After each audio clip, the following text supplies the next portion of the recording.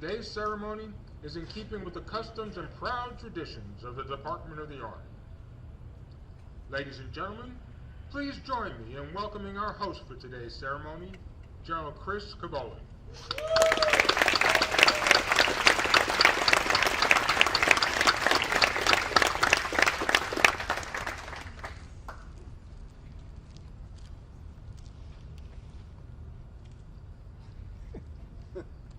I was told I didn't have to adjust anything.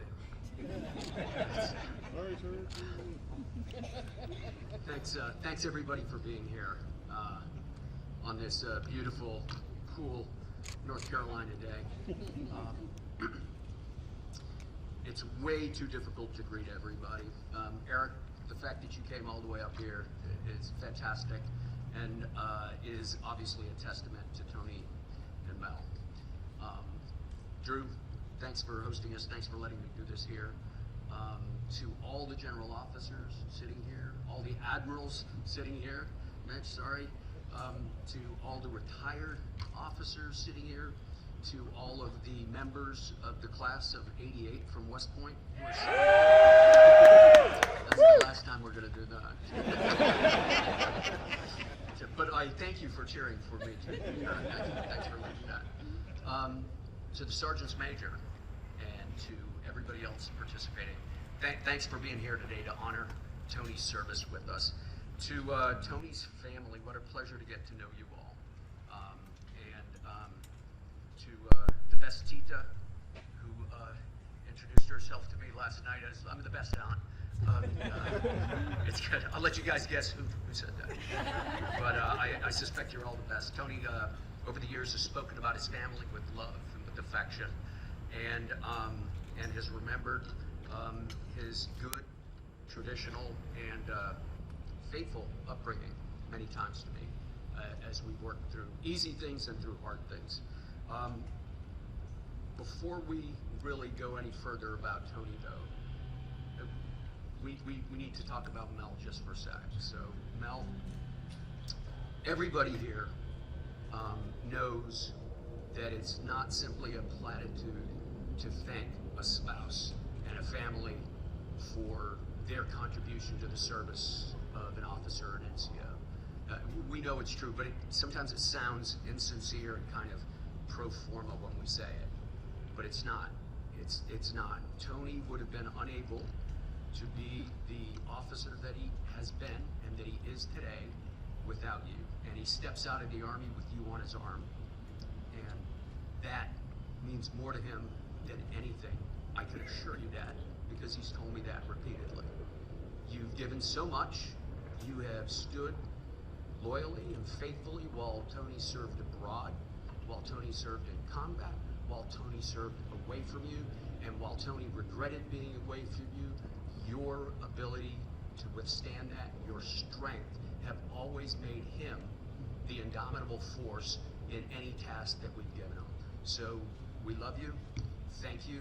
The Army will miss you every bit as much as we will miss Tony. So please join me in a round of applause.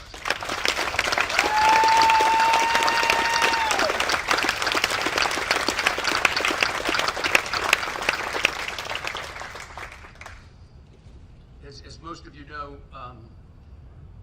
Mel bought a house, sight unseen almost, while Tony was over in Germany with us to retire into. And as an example of Mel's consideration and thoughtfulness, that house has a backyard that is completely landscaped and requires no mowing. So, Tony, that's the sort of insight and love that you've benefited from all these years. Okay, Tony graduates from West Point. We all know that.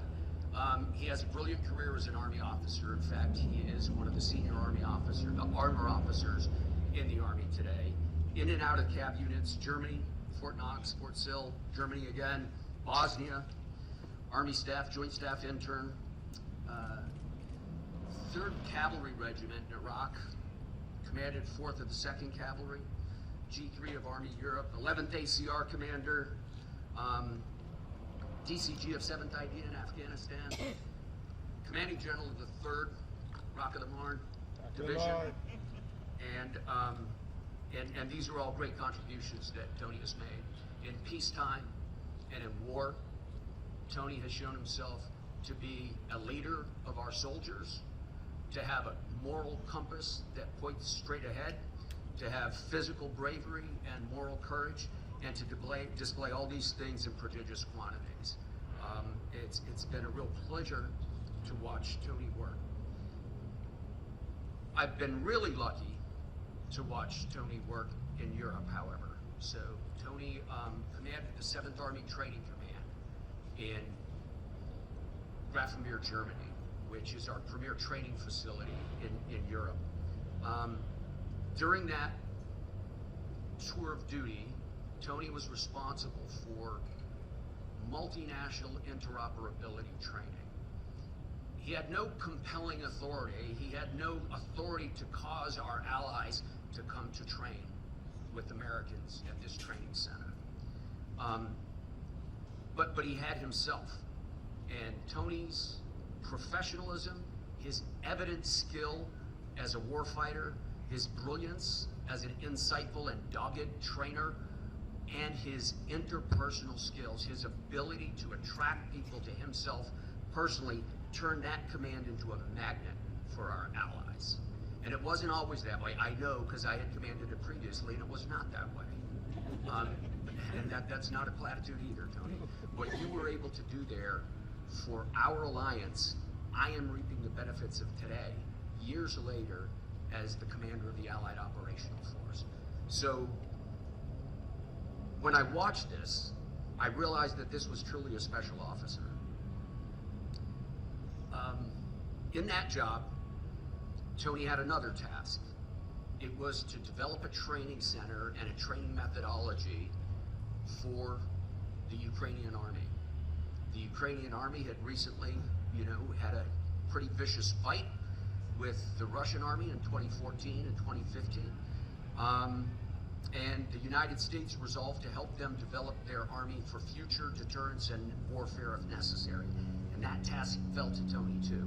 He started almost from zero. I know that also because I had that job previously and I left him very little. But what Tony did with that command sowed the seeds of the army that we see beating Russia today. So Tony's contributions to our nation's defense have been significant, and just as significant during what was for us peacetime as those contributions he made during his tours for us in wartime. Tony went off and commanded the 3rd Infantry Division from that job. Tony did brilliant things at 3rd ID. Many of you were involved. One of the things Tony did at 3rd ID was absorb and employ the first ever French general officer as a deputy commanding general of a U.S. Army division. Not an easy task, but Tony, again, with his insight, realized that the key was to take this professional and to give him real work right away, and not to treat him as an adjunct or an exchange officer or a mascot of some sort. Tony put him right to work. That officer returned and commanded the French 3rd Infantry Division, did their first ever warfighter exercise. And when we watched that exercise, we could see the fingerprints of Tony Aguto's fighting style all over that French division. It sowed the seeds of a renaissance of deep fires fighting in the French army, which is one of our key allies, that is flourishing today. So again, Tony's contribution to our alliance and therefore to our defense is immense. That officer, General Hubert Cottereau, is now my Vice Chief of Staff as a 3-star at SHAPE. So again, Chris Cavoli personally benefits as well from everything that Tony Aguto does. So I think it's pretty evident to everybody here that we're in very complicated times in the world right now. world situation is fraught. We're seeing things we thought were in our past, namely a large-scale war on the European continent. That is a huge challenge to our country, to your way of life, to your kids' way of life. Early after the invasion, I was fortunate to have Eric Carilla and Chris Donahue, I believe, is in here someplace. Chris Donahue and Eric were over there with us in Germany and began the beginnings of our assistance for the Ukrainians. But the 18th Airborne Corps has to go home sometime. Eric had to get promoted and go off to Central Command, where his brilliance as a strategist is on full display in the Middle East right now. And we turned that beginning into a formal command. And I was literally given my choice of anybody I wanted to command that. General McConville was the Army chief and he offered that. General Milley was the chairman. He picked up the phone and called me, and they had rosters of people they were ready to send. Splendid officers, one and all. And the first words that came out of my mouth were Tony and Aguto.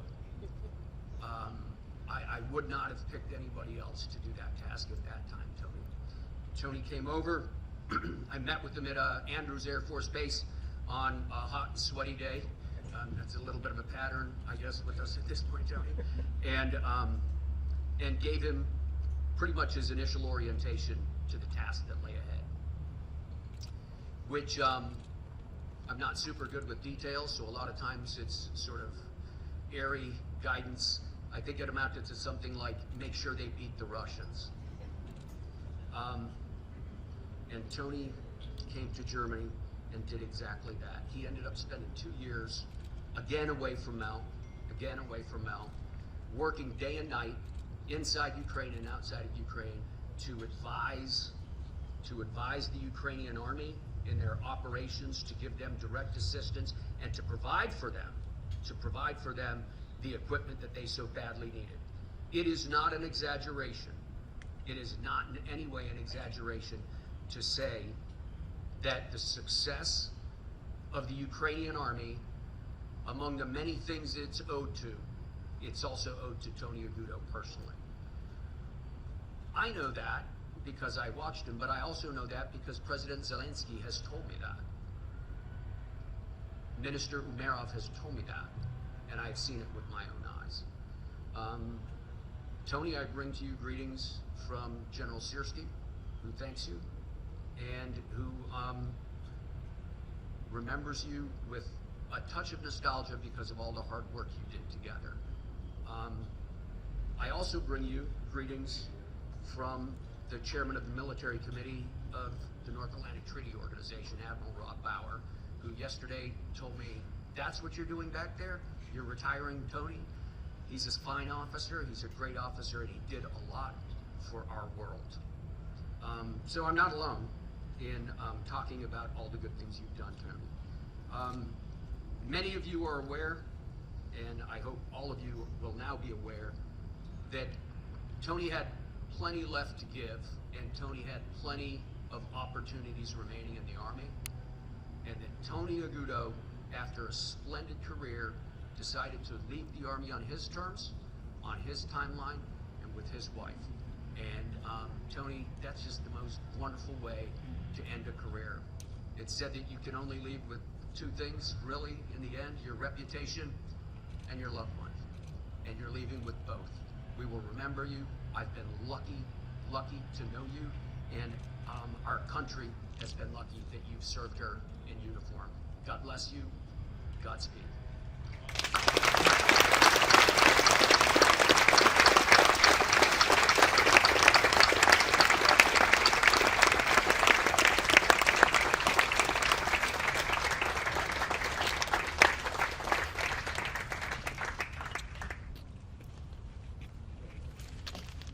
General Aguto, would you please join General Cavoli by the colors?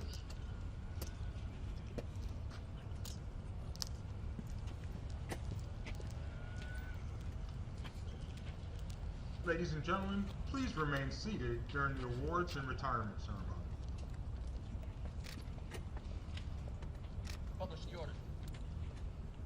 Attention to orders.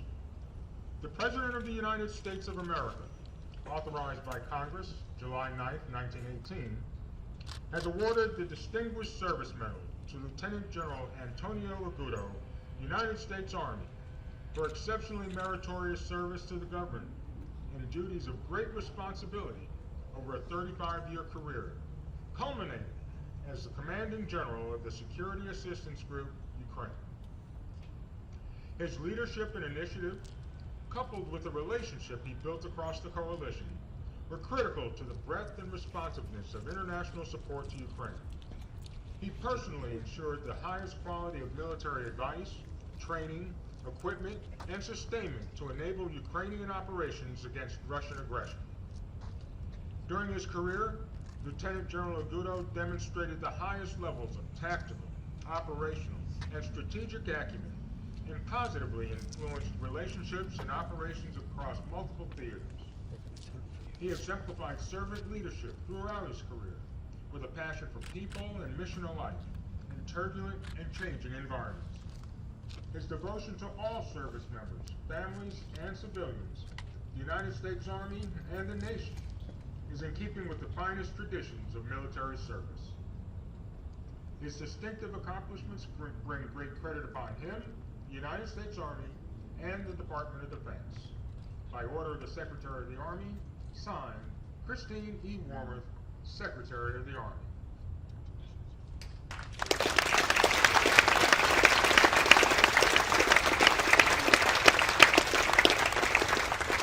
Lieutenant General Aguto is now being presented with a certificate of retirement from the Armed Forces of the United States of America. And it reads, this is to certify that Lieutenant General Antonio A. Aguto, Jr., having served faithfully and honorably, is retired from the United States Army on the 31st day of October, 2024. Signed, Randy A. George, General, United States Army, Chief of Staff.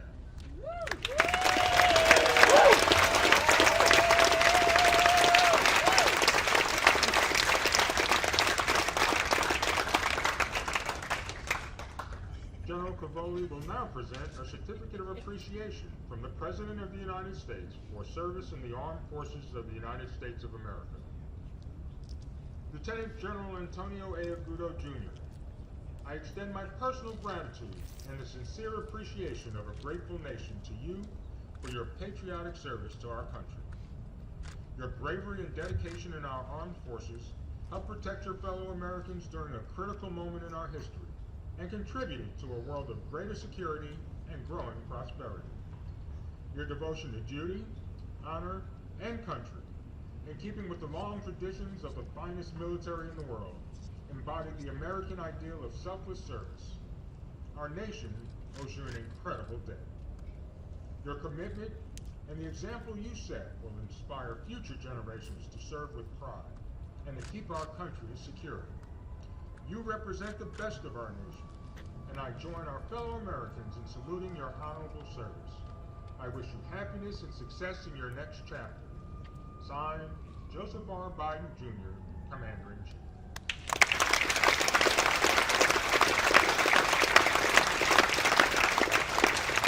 It is the tradition of the United States military to present an American flag to a service member on the occasion of their retirement. For more than 2 centuries, the Stars and Stripes have been the banner under which Americans have lived, fought, and died. More than a symbol, the flag is the embodiment of our government, people, ideals, and values. In honor of his selfless and dedicated service to our country, General Cavoli is presenting the American flag to General Aguto.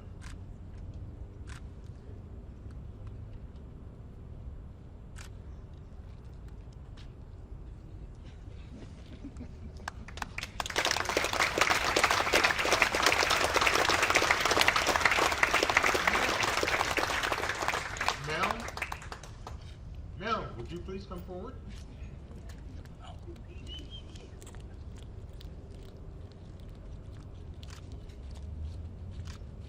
Superior Public Service Medal is awarded to Melanie A. Aguto for exceptional contributions while serving the soldiers, civilians, and families of the Security Assistance Group Ukraine and the United States Army Europe and Africa from January 2023 through July 2024. Mrs. Aguto's exemplary leadership and selfless volunteer service were critical to the success of the command. Her unwavering mentorship, stewardship, and commitment have enhanced the well-being of the military community and will have a long-lasting positive impact on the Army.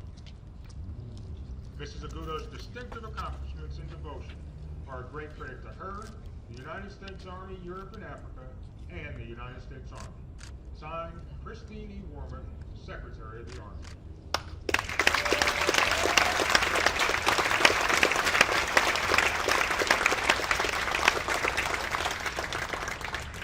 Not yet, Mel.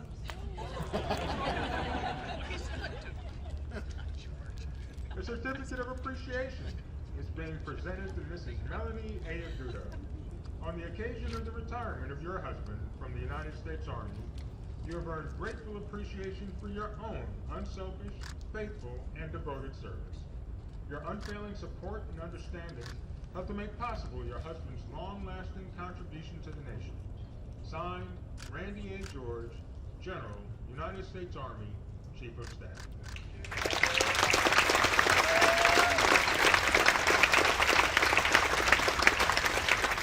Thank you, Mel and General Cavoli. Thank you, sir. Ladies and gentlemen, it's my pleasure to introduce Lieutenant General Antonio A. Aguto, Jr., United States Army, retired.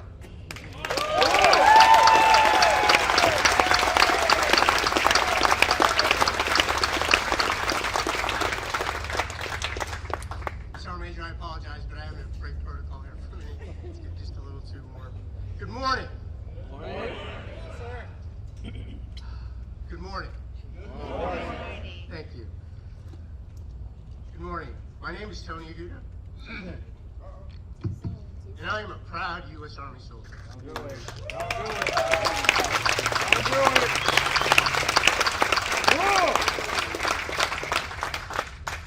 it. First, let me start with how incredibly humbled I am today to have such great Army leadership. I was trying to explain to my family yesterday, the leader of the military in Europe was going to be here. The leader of the military and Central Command was going to be here. The leader of all forces in the United States was going to be here.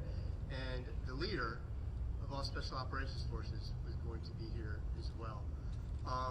And my cousin kind of quickly, actually she said my favorite aunt, you guys can figure out who that is, actually quickly said, well, who the hell are you? And that's true. So I'll start with, I am incredibly humble to be standing in front of all of you today, and I'm always reminded to be humbled by my beautiful family that has traveled from so many places, from as far as the Philippines, Chicago, Colorado, Montana, Maryland, DC, Chicago. I think I got it all. And then our Army family is here with us today as well. So thank you for being here. First, let me take a second to thank the 82nd Airborne Band and Salute Battery, and of course, Haley and the great ForceCom team. General Papa, sir, thank you for allowing us to do this today, get here to your headquarters. As always, the ForceCom team in the 82nd and the 18th Airborne Corps, which I'll remind you, General Krilla, I am still an alumni of. You always make this an impeccable and professional, and your performance today was nothing less. So please, if we could thank the people that put this together for us.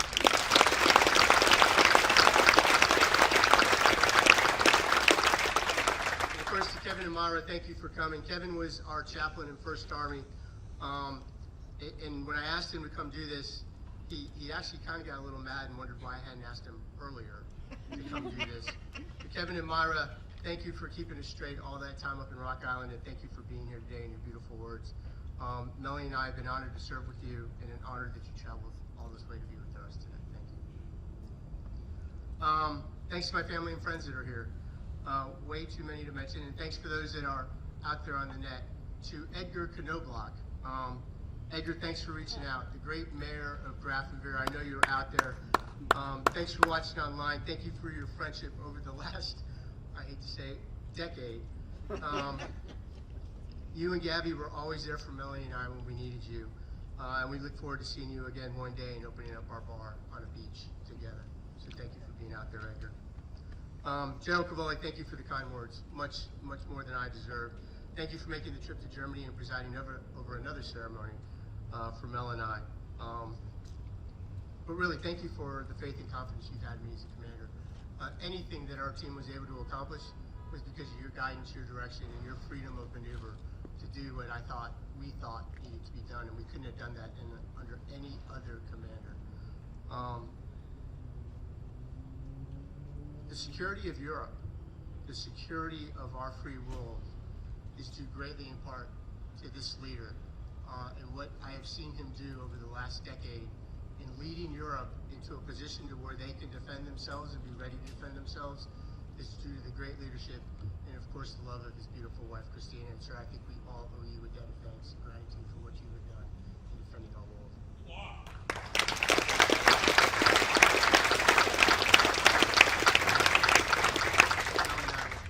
Always be grateful. Now, to the worst class ever. General Pappas and I were talking about this last night, so I'll just explain this very quickly. A week before we graduated, I know I'm going, honey, I'm not going off script, I promise. A week before we graduated, the Commandant of the Corps Cadets pulled in the class of '88 and said, "You guys are the worst class to ever graduate from the United States Military Academy." Well, the worst class right now is running the Army. Chief of Staff, Central Command, FORSCOM, soon to be Indo-PACOM. Bill Burleson, who commanded 8th Army in Korea, who just retired. So I think I got everybody. Shane Buzzer, who serves as Chief of Staff. More stars fell on this class, and we have all been privileged to make the Commandant eat his words on what this class is. So thank you for coming here today. I'm going to do this real quick. Mr. Alan Burks was supposed to be here today, but he called today and said he had COVID. Alan Burks is the father of Pete Burks, who we lost in Baghdad, Iraq. An incredible leader, which really affected us all. Some of you are here who know Pete or knew Pete. But Alan, once he, after he got over everything with Pete, started a fund called the Unsung Hero Fund, and since then has been collecting money and sending goodies and care packages to soldiers overseas and I had in many of my units, and in Ukraine, or Wiesbaden, Germany as well, the Peter Burks Country Store. So I know Al can't be here. I'm assuming Al is on the net. So Mr. Burks, I just want to say thank you from the bottom of our hearts. Thank you for keeping the memory alive. Thank you for representing the Gold Star families who all of us, Melanie and I, have so much respect and love for. And thank you for what you do for our soldiers every day. So I would like to start, believe me, I'm starting now. To all the great mentors and leaders who I've served with throughout the years, those that have taken the time and had confidence in us to lead. General Meigs, General Abrams, General Perkins, General Cavoli, General Williams, General Carilla, Lieutenant General Farrow, Lieutenant General Soriano, Colonel Dave Teeples, and Colonel Jim Greer, and Colonel Buford C. Holman, my 1st Battalion Commander, God rest his soul. Leaders whom I've had the honor to serve with and learn from in combat, through global pandemics, during transitions and numerous good and tumultuous times. Thanks for your great leadership, mentorship, and service to our nation. Melanie and I would definitely not be here today without all of you, your spouses, your friendship, and your belief in us.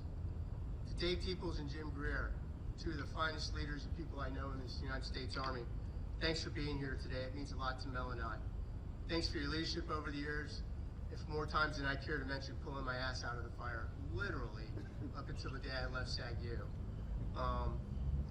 More importantly, really, thanks for your friendship and that of your spouses. It really does mean a lot that you guys traveled to come here today.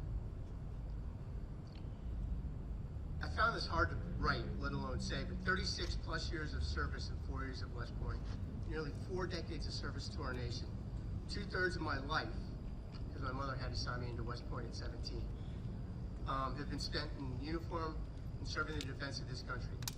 I would not trade one single moment of my life for what I was able to do and accomplish and serve with this incredible group of people. Not one single moment. It has been my honor, and I'm lucky enough to be given this honor to serve. I've been asked many times over nearly a 40-year career, well, Aguto, first off, what the hell are you going to do now? But I've always been asked, what drove you to serve? What allowed you to stay in for that long, keep your energy up and keep you running? Well, I'll tell you where I started off. What drove me day in and day out first were the soldiers of this nation, the soldiers of the Army. I am always incredibly driven and inspired and awed by our soldiers and family, the less than 1% of our nation that have said, I will stand up, I will serve. The ones who say, send me, I am ready to defend the freedoms that we all so proudly enjoy. That is what drove me every day in uniform for the last 40 years. So I would offer just a few things to share with you what keeps me driving every day, which keeps me so motivated to do what I do, and for Melanie to do what she does. Of course, in and of herself to be reckoned with, as many of you know. Three things really. I look up to who inspires me, who keeps me going every day.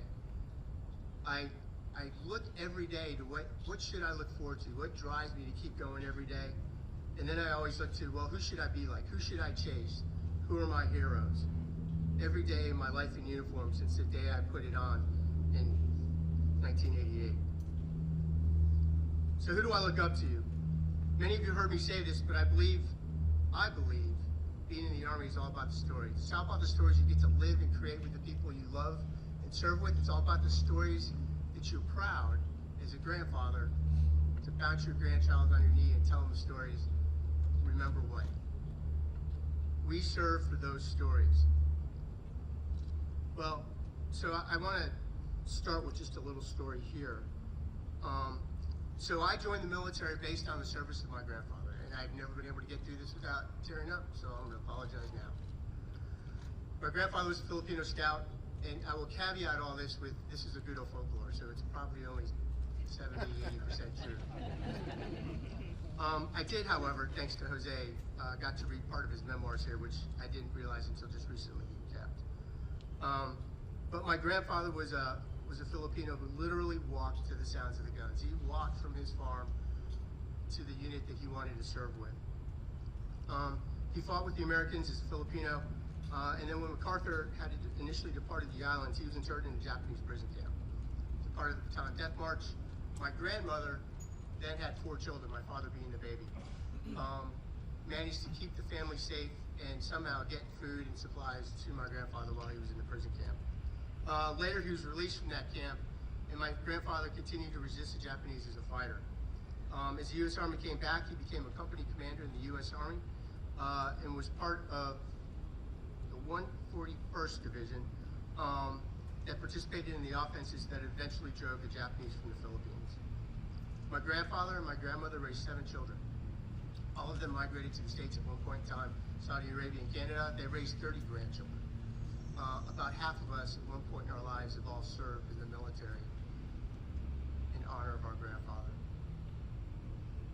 He was recently awarded a presidential medal in recognition for his service, and I thought about presenting it here, but we decided that we will take it back to the Philippines, present it to the family there, and hopefully inter it with my grandfather. That is the story that got me to serve, and what drives me for what I do every day. I continue to serve based on stories of the people that are around us every day. I continue to serve because of people like Colonel Retired Dave Nunn, a veteran of both the Korean and Vietnam War, who was there at Checkpoint Charlie, and I have the picture to prove it, the day it stood up in the Cold War. Now, a little trade secret here.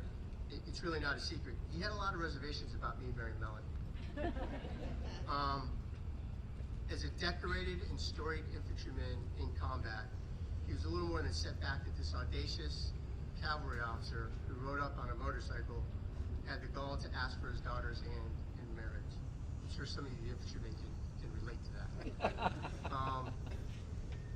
But he eventually came around, and I was truly honored, and I miss him every day. But my true hero is my dad, who survived 2 bouts of cancer, and said that he would live to see me get promoted and to get through West Point. The second bout started at my graduation at West Point. He defied all odds and survived and got to see me take battalion command. He taught my sister and I the meaning of humble, how to be humble, and how to be proud. He taught us self-respect, which in turn taught us to respect those of us around us. So, sir, the footprint that you talk about, the fingerprints, all come from the wonderful family that I have been honored to learn from, live with, grow up with, and let me serve in this United States Army. Ladies and gentlemen, I ask you to give a round of applause to them.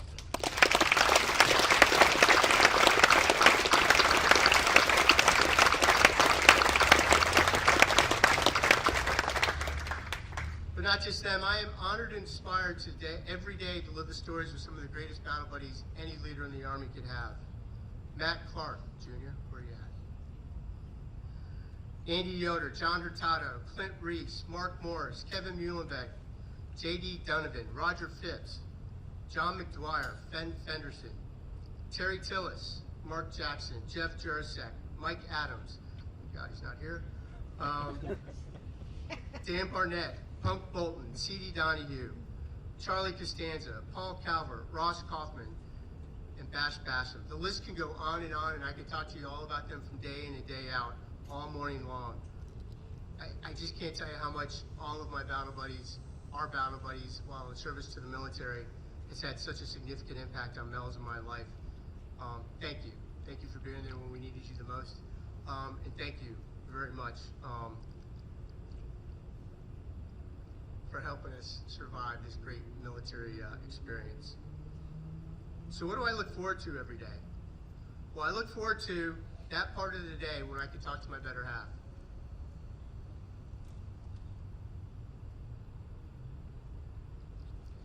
Every day I look forward to when I could just steal a minute, a moment in time, whether it be on FaceTime, which we don't do anymore, whether it be on Signal, or whether it's just simply sitting on the back step with our 4 hounds.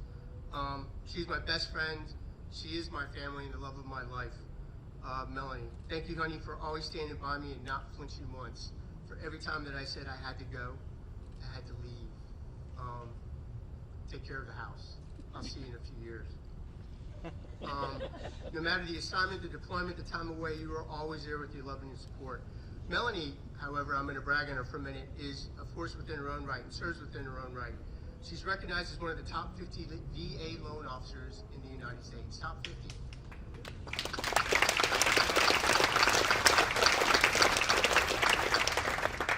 In her bank where she works, also a top loan officer, she takes a lot of pride in helping soldiers and young families start their lives or live their lives, but in taking on loans that any other loan officer wouldn't take. But Melanie takes very seriously what she can do in her own right to serve our families. Thank you, honey, for your selfless commitment and support. Thank you for taking care of our Army families. Little known fact, when I was asked by the chief to go serve in Ukraine, I dreaded going home to tell Mel. Just dreaded it. Because I was going to have to leave again, and we had already thought we were retiring. But I went home, we went to the beach. Something Eric always tells me, General Krill always tells me I should do, always tell bad news on the beach. So we went to the beach, and I explained to Mel what was asked of me. And her answer was very simple. She looked me in the eye, grabbed my hand, and very plainly said, "How could you say no? You need to go." And the rest is history. Again, thanks, honey. And to all of our Army families that stand with us and support us and our soldiers every day, thank you. To my Army family, way too many to mention, but I am going to call out a few people. The Barnetts, who we've known through thick and thin, through fights in the war. Thank you for always being there for us. And Captain Barnett, I cannot tell you how proud we are of you, seeing you in uniform. To the Hogues, who, as I deployed, stayed back and took care of Melanie and the family. and whose kids are just like our own. We are so proud to know you as a family. To the Lindners, Clark, where you at? So Clark and his family, their son also here in the 82nd Airborne. When I served in Germany and Melanie wasn't with us, the Lindners were the ones who consistently and constantly watched out for me to make sure I would take care of myself. I was eating, I was doing all the right things, and made sure that I knew what to do and not hanging out with Edgar Knobloch. So to my Army family, all of you, thank you so much for being part of our family and sharing this great Army experience with us. So lastly, what drives me every day? Who do I chase? Who are my heroes? Who are those people that I want to be like every day? I guess now it's probably better stated, who do I want to be when I grow up? Which I still don't know what I'm going to do. Well, the fact of the matter is I want to be you. I want to be like each and every one of you. I may not remember from day to day over a 40-year career, particularly in the last 2 years, what I did from day to day. I will not remember the recommendations. I will not remember the deployments or what we did, but I will remember you. I will remember all the people that one way or another stood up in defense of our country, like Junior, my combo and PSD from Iraq, like Nick Merritt. Nick, are you here? Did you make it? Yes, he did. Nick was my PSD while I was in Ukraine, my walking buddy. I will remember all the leaders who have kept their cool under fire and fought our enemies to protect each other and protect our nation. I will remember all the different leaders from all different walks of life who put on a uniform and stepped in to serve when the nation needed the most. For the past 36 years, it has been my profound honor and privilege to serve amongst my heroes every day. And as I reflect on my time, I am incredibly humbled and filled with immense pride at what we've all accomplished together. And I am in deep gratitude for the incredible men and women and families that I've had the opportunity to lead, and serve alongside. I'd be remiss if I didn't mention a special group of people too, actually. First to my personal staff who've had to put up with me over the last decade or so that I've been a general officer. Those that knew me the most, those that have taken care of not only myself, but the organizations and Melanie that we have served in. I served with you in times of war, peace, and truthfully pure craziness. All of you have worked tirelessly, and put your personal lives on hold to serve. All y'all are the best team that I've ever been privileged and honored to serve with. Thanks for being here today. Dean and Mel, I know you're out there on the internet land. Thank you and your families for your sacrifice, your selfless service. Junior, Mike, Ash, Ken, Nick, I hope you're on internet land. Thanks for representing everybody here today. I will never forget your commitment, your professionalism, and your friendship. And lastly, finally, I want to thank all our Command Sergeant Majors who I've had the honor and privilege to serve with and have taken care of Melanie and I personally throughout the years. I've always said, and I truly believe, that everything I learned about an officer, I learned from a non-commissioned officer. And that's true for my very first platoon sergeant, Staff Sergeant Reginald Blossom. I hope you're out there somewhere, Reggie. To Command Sergeant Major Morrison Mayo, who I commanded with in combat. To Fenn and John, who are here with us today, and all the Command Sergeant Majors that I had the honor of serving with at SAGU. Thanks to all of you for being the leader and example that every organization needs to know, see, and know that we as leaders care, we are doing the right thing, and that the soldier and their families are first and foremost and always in our thoughts. Thanks, John and Fenn, for traveling here today and representing. It means a lot to Mel and I. Thanks for being true battle buddies and always, always watching our backs. Thanks for your leadership. Thanks for your undying commitment to the service of our nation. So as I prepare to retire and figure out what the hell I'm going to do with my life when I grow up, I do leave with great assurance and comfort.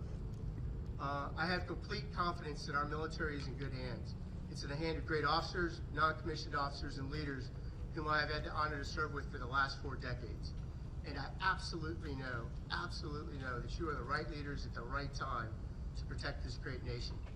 Despite some of the turmoil and rhetoric that sometimes consumes our daily routines, our enemies would be gravely mistaken if they were to think that we are not ready, that the U.S. military is not prepared, that the great soldiers of FORSCOM are not ready to step in anywhere in the world and fight our nation's fight, they would be mistaken.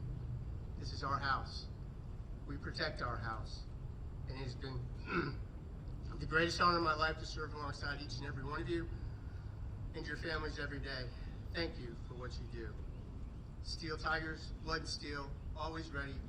Black Horse, 500 strong, bayonets, Rock of the Marne, First and D, together to victory. Slava Ukraini, Army strong. My name is Tony Aguto, and I'm a proud U.S. Army soldier for life. Thank you for coming today.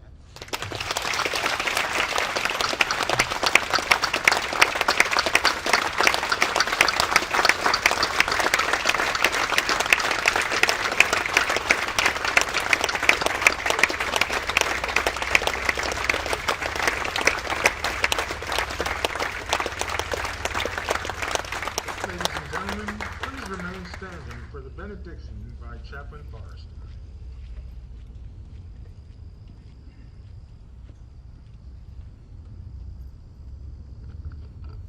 Please receive the benediction. O God Almighty, our best days with you are always in front of us, and we remember that today. We thank you for the service and the sacrifice the Agutos have given to this nation, their love for soldiers and families. And so as they transition from this story in life, Father, we pray that you would bless them and keep them, that you would cause your face to shine upon them, that you would lift your countenance towards them, that you would be gracious to them and give them peace, now and forevermore. We ask in your holy name. Amen.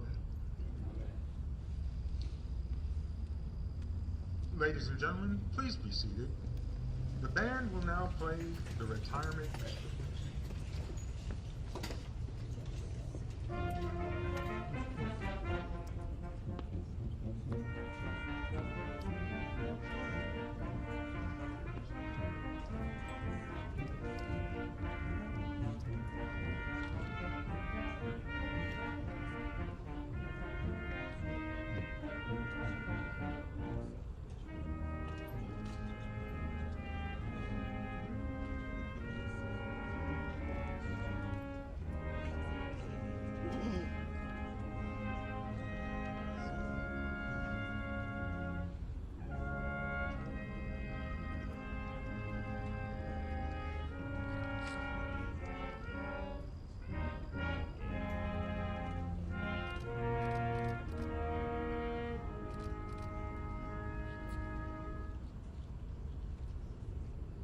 Ladies and gentlemen, please rise and join us in singing the Army Song.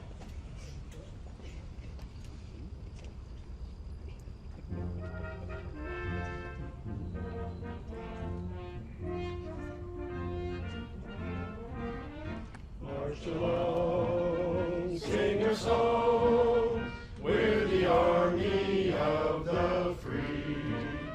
Count the brave, count the true, who have fought to victory.